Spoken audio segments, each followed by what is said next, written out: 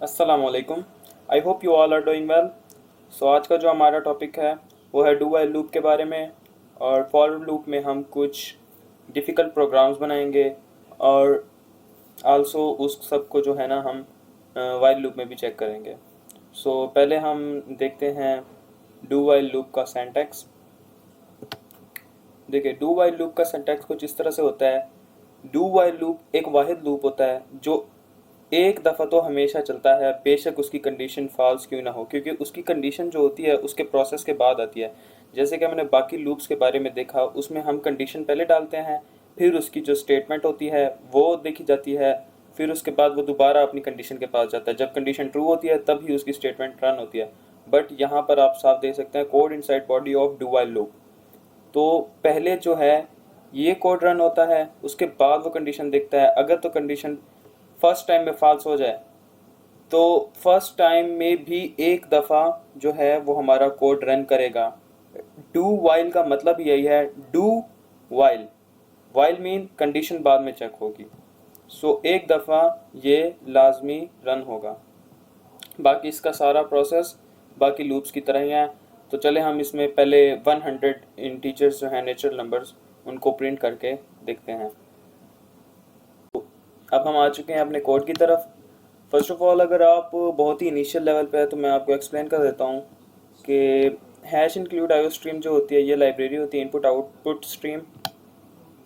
और using name space STD और void main, सारा काम जो होता है हमारी C++ लैंग्वेज में वो मेन में होता है। इसमें हम अपने स्ट्रक्चर्स को कॉल कर सकते हैं, फंक्शंस के ऑब्जेक्ट्स को बना सकते हैं और जो हमारे फंक्शंस होते हैं उनको कॉल कर सकते हैं। जो सारा मेन काम होता है वो हमारा मेन में होता है। तो ये भी हम आगे जाके पढ़ेंगे किस तरह से ये स्ट्रक्चर फंक्शंस और क्लासेस के काम होते हैं। फिलहाल जो हमारा टॉपिक है वो है डू वाइल लूप के बारे में। तो हम एक इंटीजर लेते हैं A. Integer is actually a variable data type. So हमने इंट टाइप का वेरिएबल लिया है जिसका नाम हमने ए रखा है, ठीक है।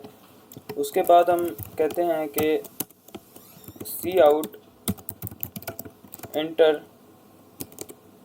How many numbers you want.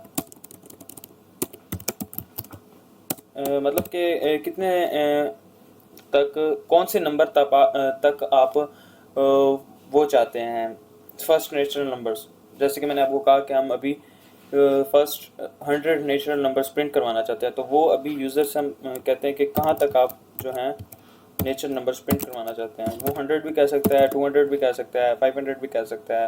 वो उस पर डिपेंड करता है कि वो कितने कहता है। और सी इन रन टाइम पे यूज़र से वैल्यू लेने के लिए यूज़ होता है। और सी आउट जो है ये ब्लैक कंसोल स्क्रीन पे एज इट इज़ जो डबल कोटेशन मार्क में हमने लिखा होता है उसको प्रिंट कर देता है। तो अब हम डू अपनी लूप लगाते हैं। Cout sorry A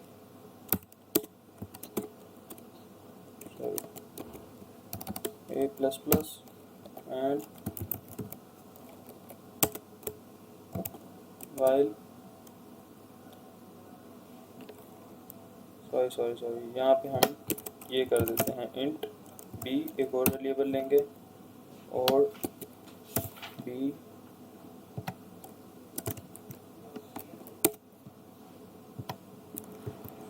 is less than और equal to A.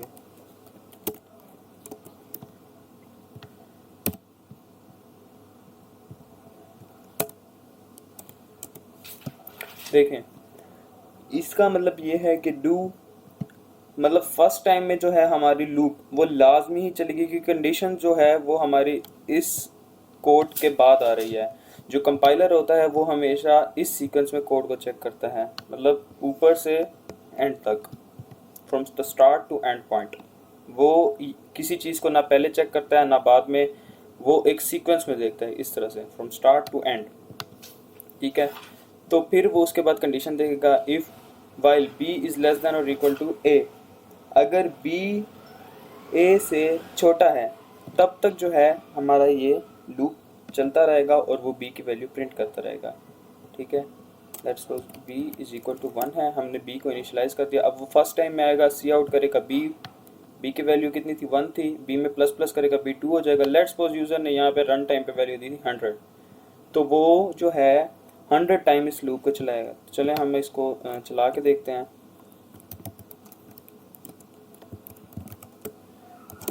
System pause जो है ये हमारे प्रोग्राम को पॉज देने के लिए यूज़ होता है, ताकि वो हमें हमारी वैल्यू शो करा सके।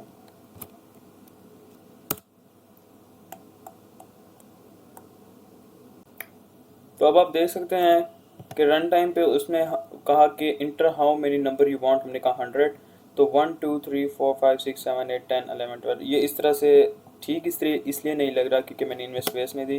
वेट, इसमें हम स्पेस देते हैं।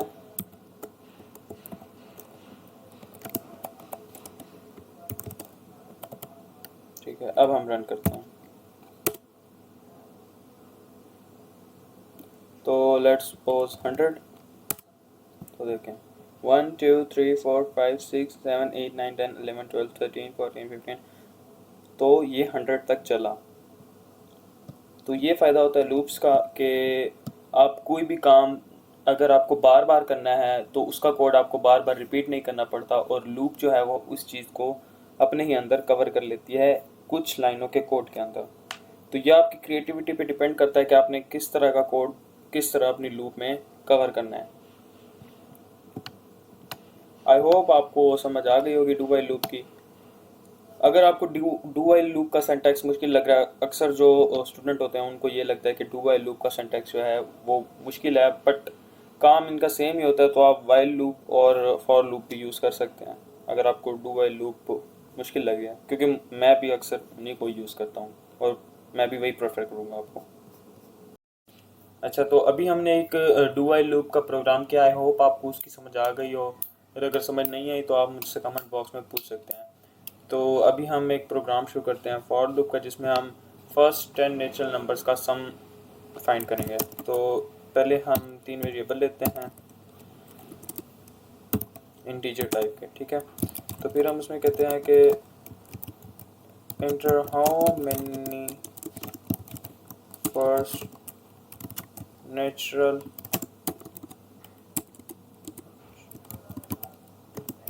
Numbers sum you want. ठीक है, तो हम रन टाइम पे यूज़र से मांग लेते हैं कि जी आपको कितना जो है ना नंबर चाहिए। ठीक है, तो b को इनिशियलाइज़ करते हैं, b को 1 कर देते हैं, और c को यहाँ पे इनिशियलाइज़ कर देते हैं 0। तो b हमारे पास इस टाइम 1 है, b is less than and equal to a and b plus plus. c 0 है, c is equal to b plus c। ठीक है, और सिस्टम पॉज। तो चलिए अब हम अपने प्रोग्राम को रन करते हैं। तो देखें वो कहता है enter how many first natural number sum you want. तो लेट्स हम उसको 10 कहते हैं। सॉरी, हमने उसको सी आउट तो कराया ही नहीं जल्दबाजी में, तो उसको यहाँ पे आके हम सी आउट करा देते हैं। देखिए लूप के अंदर जब उसके अंदर बार बार लूप चलेगा उसमें वैल्यू चेंज होती रही जाएगी, और उसमें चेंज वैल्यू न्यू वैल्यू में सॉरी ओल्ड वैल्यू में सम होती जाएगी। ठीक है, तो वो कहते हैं कि the sum is equal to किसके, सी के। अब हमारा सारा सम किस में आ चुका है, सी में। ठीक है, तो इधर एक इस सबको हम न्यू लाइन पे ले जाते हैं। तो अब हम इसको रन करते हैं।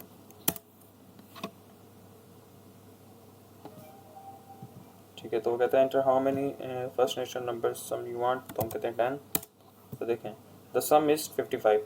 10 9 8 7 6 5 4 3 2 1 का अगर सम करें तो वो 55 बनता है। ठीक है, 55। अब हम इसको एक और एग्जांपल पे ट्राई करते हैं। लेट्स सपोज हम इसमें एंटर करते हैं 100, तो सम चला जाता है 50-50 पर। ठीक है, तो अब इसी प्रोग्राम को हम वाइल लूप में इम्प्लीमेंट करते हैं। इस चीज़ को हम किधर ले जाएंगे, कॉपी एंड यहाँ पर, और यहाँ पर ले आएंगे वाइल को।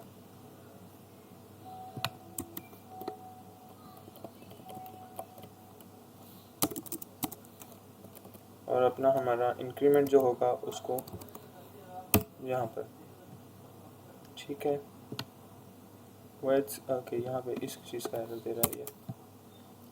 ठीक है, तो ये एरर क्यों दे रहा है, b इज इक्वल टू 1 है, b इज लेस देन ए है। इसको रन करके देखते हैं और हम अपना एरर देखते हैं, एरर क्या आ रहा है।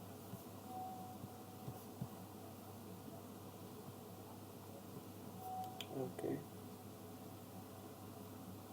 ओके सॉरी, यहाँ पे ये मिसिंग है, तो एक सेमी कॉलन भी आपके कोड में इतना बड़ा एरर दे सकता है। तो चलिए अभी इसको रन करते हैं। तो देखें आप, हमारी सिर्फ लूप का जो सिंटैक्स चेंज हुआ, लूप का नाम चेंज हुआ, बाकी हमारा काम सेम रहा।